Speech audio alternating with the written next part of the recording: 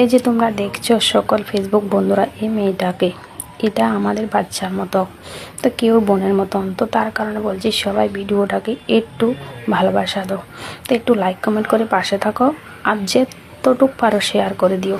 তোমরা শেয়ারে হয়তো মেয়েটার জীবন বাঁচতে পারে। তো তোমরা বেশ কম সবাই দেখেছো মেয়েটার কত বড় একটা রোগ হয়েছে, 17-18 কোটি টাকার প্রয়োজন। 17-18 কোটি টাকা কি কম?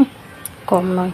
তো এই কারণে বলছি যে যা পারো সাহায্য করো, আর না পারলেও ভিডিওটাকে শেয়ার করে দাও প্লিজ। তোমাদের কাছে আমি হাত জোর করে অনুরোধ করি, তোমরা এই মেয়েটার পাশে থাকো।